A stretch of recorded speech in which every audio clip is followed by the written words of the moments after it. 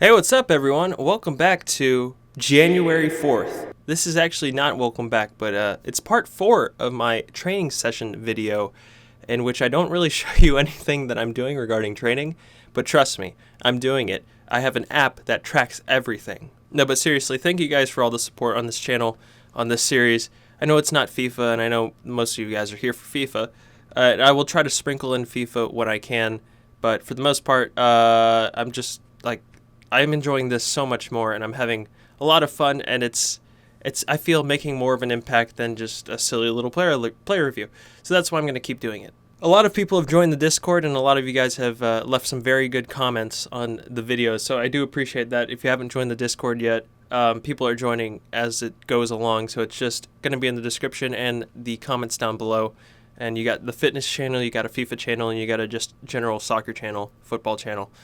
So a lot of people are there having conversations, and it's pretty fun. Also, going back to the last episode, I know that a lot of you actually mentioned that I need to be eating more, and you were completely right. What I did yesterday, I didn't go through my full what I was going to eat because I only did breakfast and lunch. However, what I did say for breakfast and lunch was a little bit less than I normally would do, and a lot less than what I would suggest, because I was probably only like 600, 700 calories max going into dinner, which is not really a good place to be, because you don't want to just eat nothing.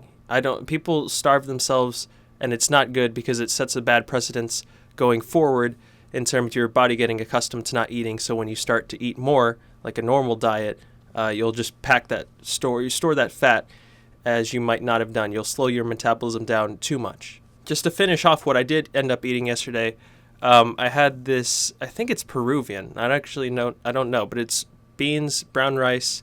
It was grilled chicken, some tomatoes, some just like green, leafy greens, and then, what do you call the fried bananas? Well, fried bananas or whatever.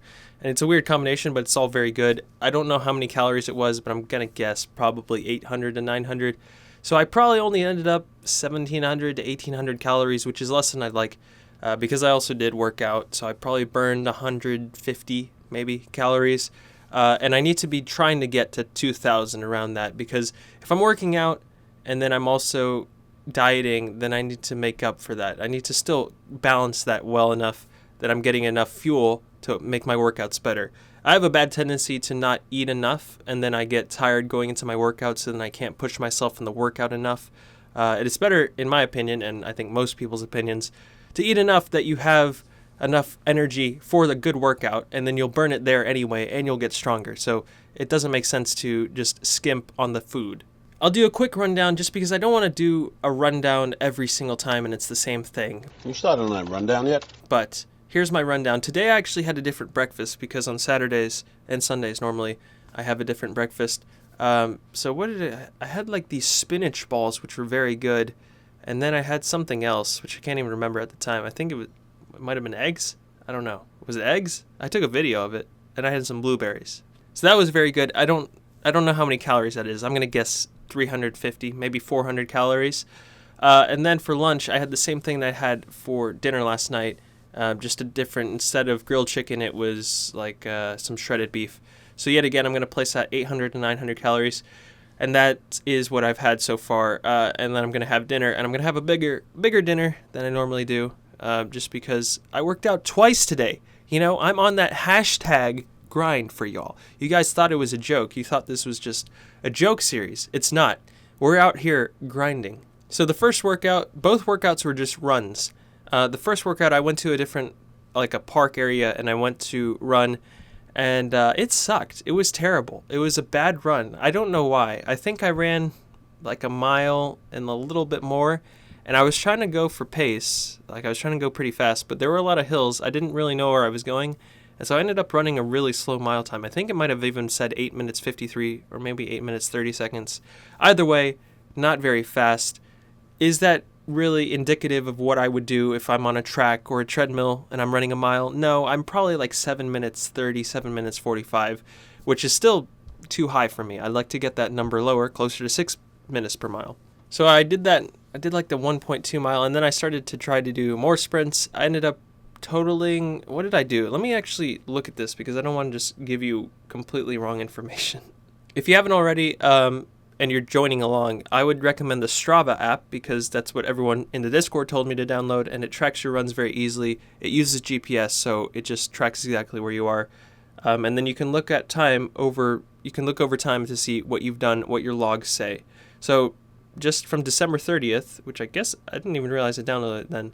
I've done 5.6 miles, which for me that's pretty good because I think I did 5.6 miles in the months of November and December combined. Okay, so first I did the 1.1 mile at 8:53, which not very good. That was a tough run, and there were a lot of hills that I was not ready for. Then I was really tired after that. I did 0.66 miles at 8:58. So to be honest, that was a terrible run, just bad overall. And that's why I did the second run, which was in probably, an hour ago. Like, I just finished it, and that's why I sound a little bit weird. I ran just in my neighborhood, so I know where to go to avoid hills. And I know that, like, running up a hill is the worst for me because I'll get up the hill and I'll exert all my energy, and then I can't run any further. I can't continue with a pretty good pace. And I run, while I'm exerting so much energy going up the hill, I'm going very slow. But anyway, I did a 1 mile run, and it was at 8 minutes and 9 seconds, so still higher than what I'd like. But that also, you have to account for, it took probably like 20 seconds for me to hit record and then put my phone in my back pocket. I'm going to touch on that more later because it's actually a big thing. And then I almost got hit while I was running because this guy wasn't paying attention. And it was dark, but I'm wearing like a really bright white shirt. So I probably would have gotten to 7 minutes 40-ish, maybe. I'm not exactly sure. But then I did some sprints after that. So just what I would do is I would run the long way of a block, and then I'd walk the other part and then sprint down the long ways. And I'm not fast, but in terms of getting my breath back for sprints, I'm not terrible. I have learned how to breathe pretty well in between the sprints.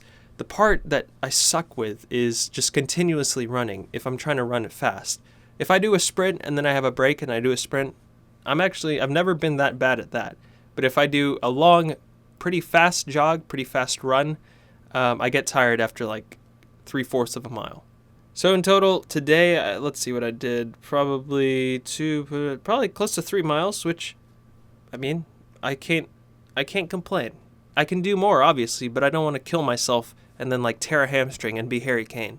Now, speaking about the phone in the back pocket, this is a thing that I had a good friend who, well, he's still a good friend, who was a cross-country runner in college, and he told me about running shorts, which I had no idea I didn't know what they were. And I'm assuming a few of you, well, maybe most of you know what they are, but to the few who don't, or to anyone who doesn't, a running short is a revelation, especially if you're going to start running or jogging or doing anything physical. If you've ever seen my shorts that I wear in the football training videos, they're not actually football or soccer shorts, they're running shorts. And the way that they're different is you don't wear underpants with them. They have like a mesh, or some of them have a different material inside that acts as your underpants to keep everything in place, which is important for me. But they're really dry fit. They like get rid of the moisture very quickly. But the most important thing for me, especially because I like to have my phone to track my runs and I hate carrying it. I just feel so awkward when I'm holding it. They have a great back pocket. Well, at least the ones I always get, for very cheap on Amazon. They have a really nice back pocket to fit your phone, and then it zips. So you don't even think about it.